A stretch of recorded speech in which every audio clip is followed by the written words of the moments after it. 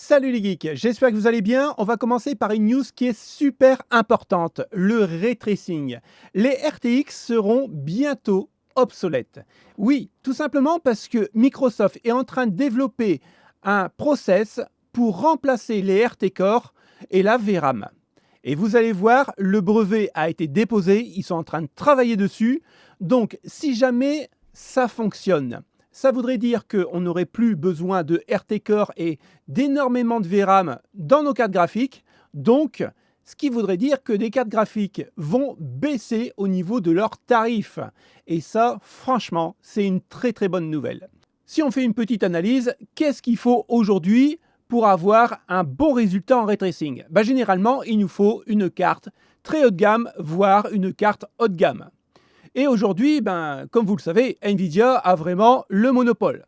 Donc en gros, pour avoir un bon ray tracing, il nous faut des RT Core. Et il nous faut beaucoup, mais alors beaucoup de VRAM. Et c'est ce qu'on reproche aussi un peu à Nvidia, il ne nous met pas beaucoup de VRAM. Et c'est dommage parce que la VRAM et les RT Core vont bien ensemble.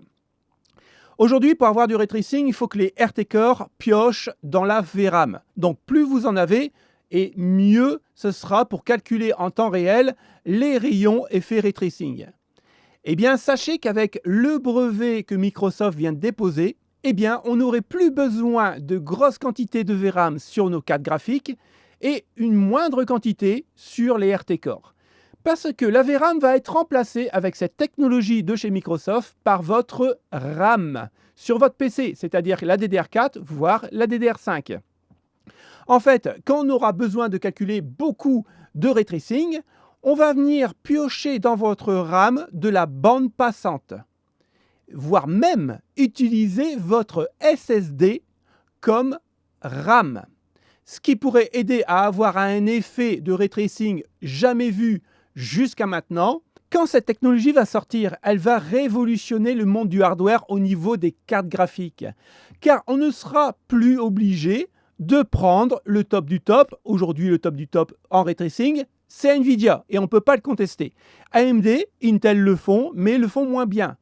Mais quand cette technologie va être au point et va arriver sur nos PC portables ou de bureau, pourquoi choisir du Nvidia?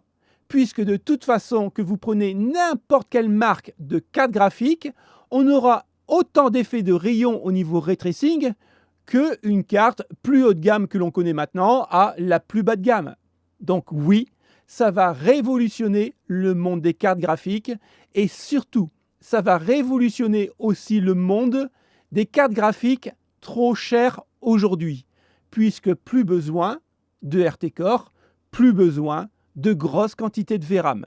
Alors je sais que je vais encore me faire critiquer dans les commentaires parce que je vais parler de console. Eh bien oui, il faut toujours avoir des esprits étroits dans notre monde et avoir des œillères. Mais imaginez-vous maintenant une console qui fait aussi bien qu'un PC au niveau ray tracing avec cette nouvelle technologie de chez Microsoft.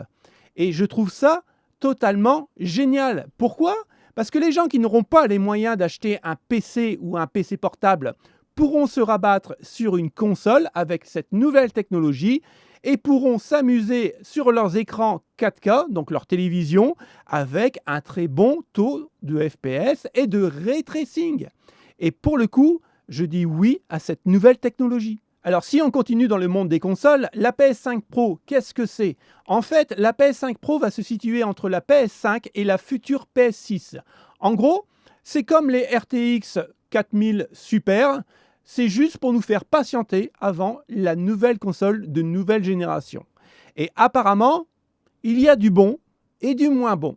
Pour la date de sortie de cette PS5 Pro, il faut s'attendre qu'elle sorte pour les fêtes de Noël 2024. Maintenant, pour le prix, là, c'est encore une autre paire de manches puisqu'elle sera plus chère que la PS5 d'origine. Et ça, c'est vraiment dommage. Honnêtement, ils auraient pu le mettre au même prix que la PS5 parce que, pour rappel, il y a quelques temps encore, pour avoir une PS5, il fallait vraiment galérer puisqu'il n'y avait pas de stock.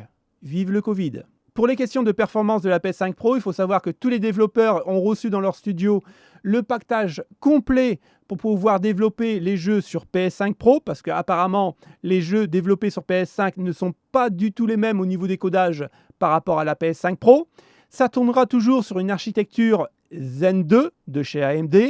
Et attention, on aurait une fréquence boost de 10% supplémentaire et on tournerait à 3,85 en boost ultime.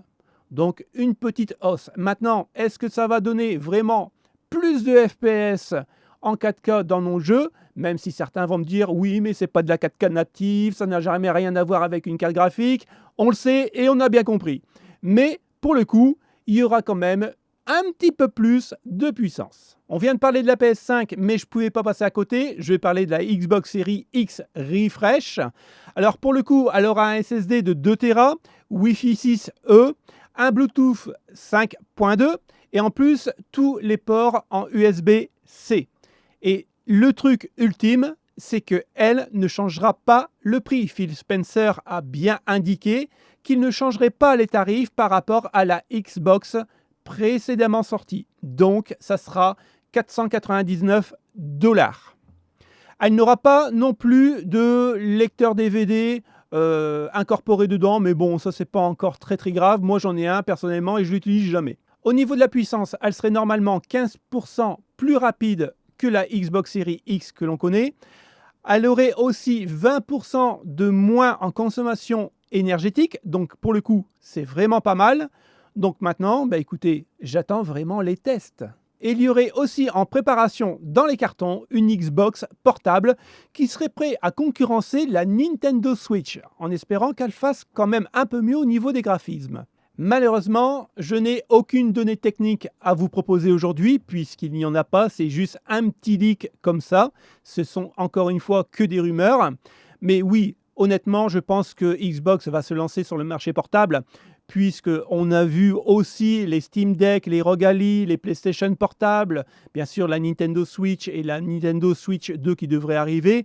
Donc effectivement, il y a un marché à prendre et Xbox va s'engouffrer dedans. Maintenant, il faut savoir quel prix elle va être vendue.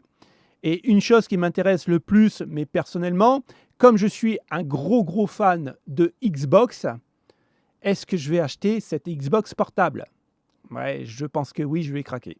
Concernant les mises à jour driver de nos cartes graphiques, on a le AMD FSR 3.1 qui vient d'arriver. Il est déjà dans les studios de développeurs de jeux vidéo. Et apparemment, on aurait une jolie mise à l'échelle. Alors, est-ce que ça va vraiment transformer le 3.0 que l'on connaît actuellement et qui fonctionne que sur certains jeux? Peut-être. Espérons-le, en sachant que AMD a toujours un train de retard au niveau de ses drivers par rapport à Nvidia. Apparemment, comme vous pouvez voir ici, avec le FSR 3.1, ça tourne beaucoup mieux que le 2.2 actuellement. Donc, ça peut être vraiment significatif. Et puis, pourquoi pas augmenter aussi le taux de FPS sur les cartes milieu de gamme, entrée de gamme de chez AMD.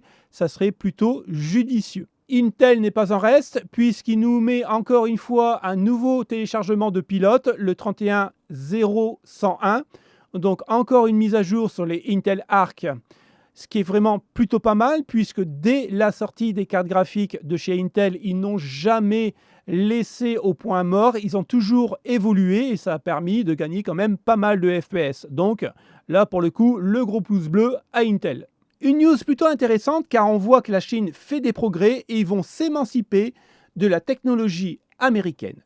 Puisqu'il y a l'embargo américain sur les produits chinois, la Chine va faire la même chose et il va commencer à enlever doucement les produits AMD et Intel.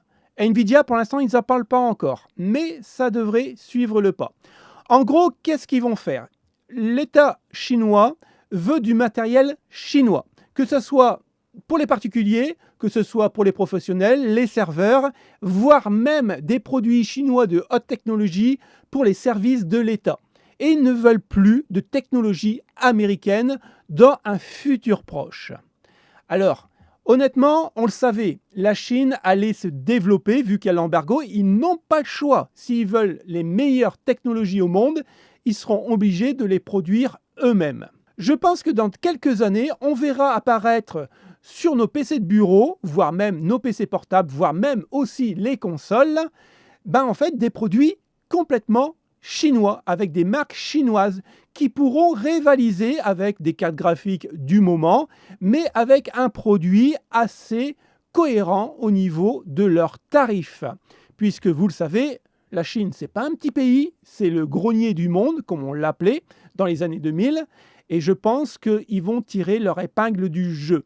Alors, en espérant que les États-Unis et l'Europe se mettent à la page, parce que s'ils continuent comme ça, les petits Chinois, ils vont vraiment nous écraser. Alors, il y a deux solutions et deux possibilités à court terme pour nous.